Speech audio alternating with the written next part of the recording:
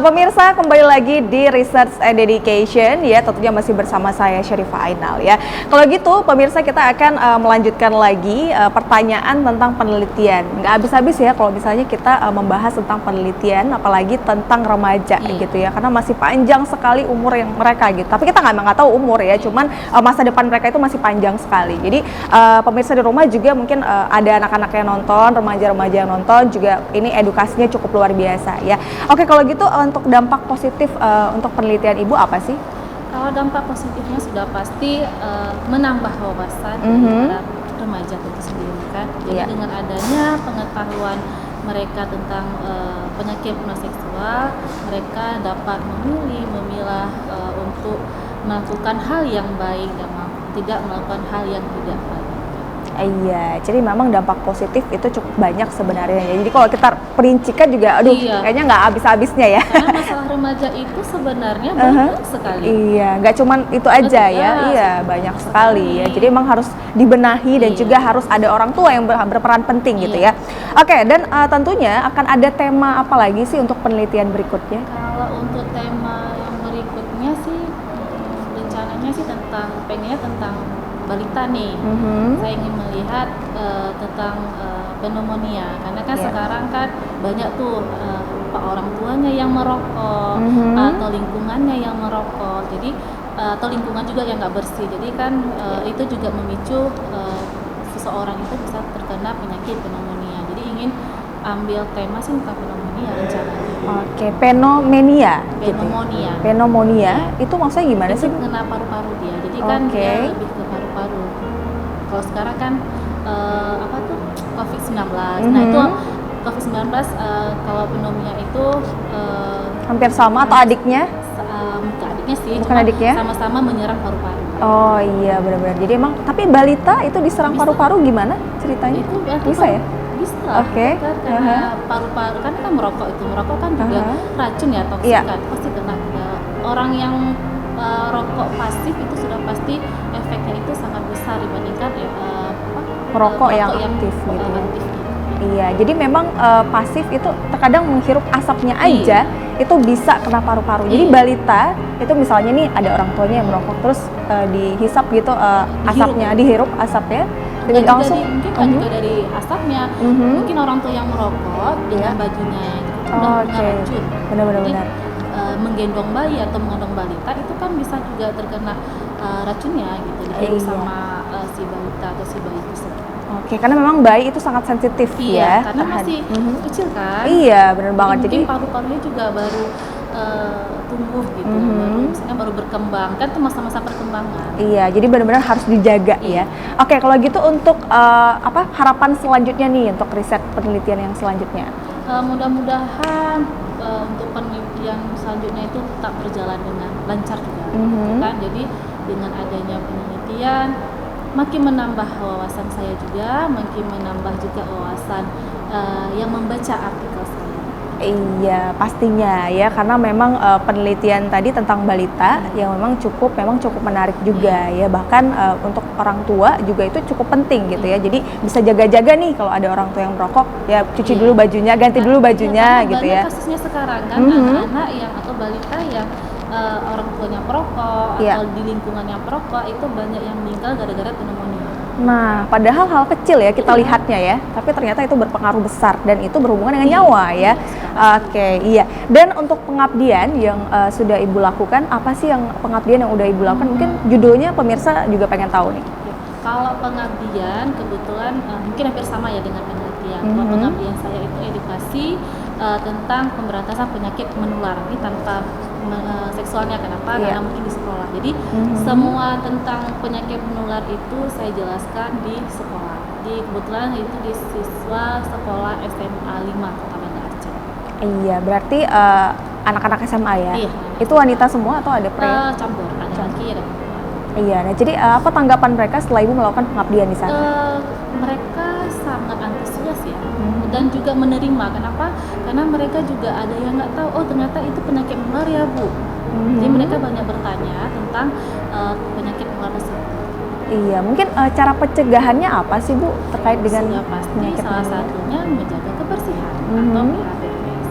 HBS itu kan perilaku hidup bersih dan sehat. Itu salah satunya, itu kunci utamanya dalam untuk memberantas atau penanggulangan pencegahan penyakit. Iya, jadi memang harus selalu jaga kebersihan ya. Apakah jaga pola makan itu juga termasuk? Itu juga salah satu. Dari lingkungan, dari pola makan, mungkin juga salah satu dalam pencegahan penyakit.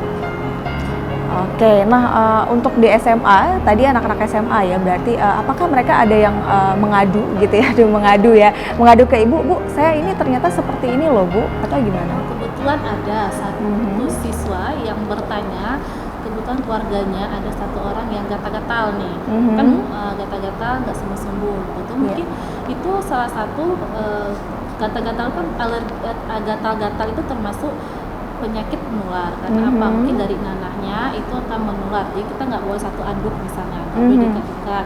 Nah itu termasuk dalam penyakit menular. Itu ada salah satu siswa yang bertanya seperti itu. Apakah itu menular Ibu? Menular sih.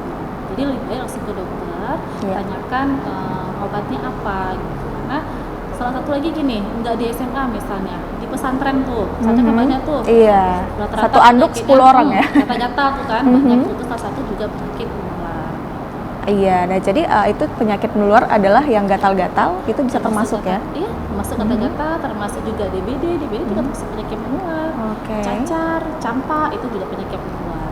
Iya, nah jadi harus berhati-hati dengan orang yang penyakit itu atau gimana? Iya, harus hati-hati ya. Karena kan banyak penularannya, apa melalui udara, apa melalui baju, atau melalui udara, banyak influenza itu juga penyakit menular.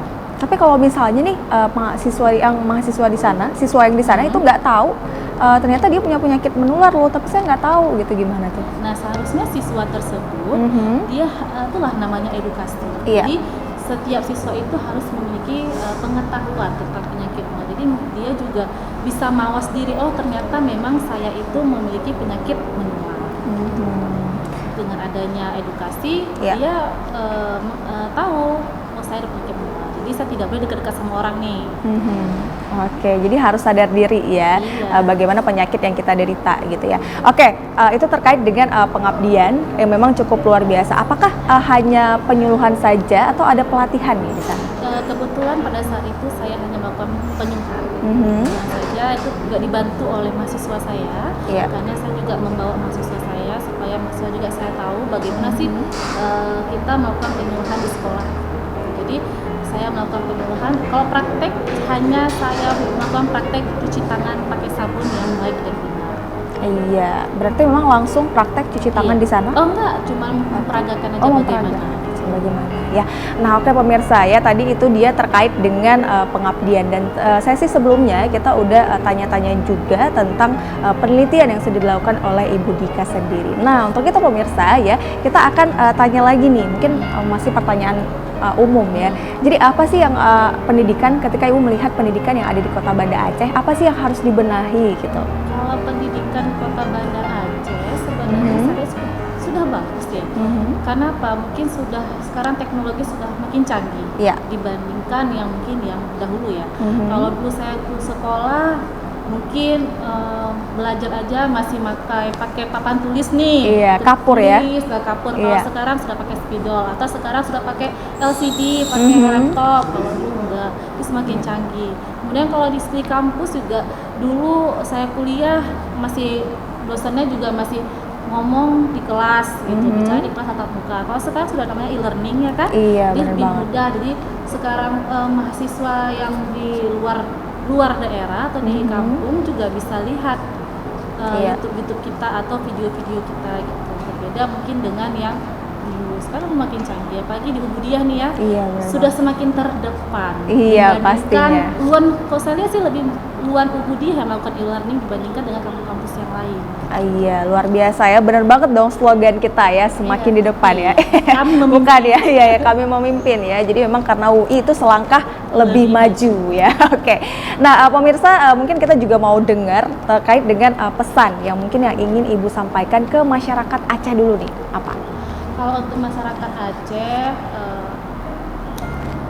carilah wawasan atau pengetahuan itu sebanyak-banyaknya, melalui dari internet ataukah dari buku, dari majalah ataupun dari manapun. apapun itu yang tentang yang positif, baik itu tentang masalah kesehatan, termasuk juga tentang remaja nih ya, karena masalah remaja itu sudah cukup banyak dan luas apalagi di dunia.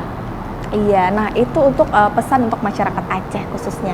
Nah untuk Universitas Ubudiyah Indonesia, apakah ada pesan dari Ibu Dika? Universitas Ubudiyah Indonesia untuk mahasiswanya mungkin? Mahasiswanya, untuk mahasiswanya banyak-banyak belajar ya, iya. Kak, gitu ya. Kenapa?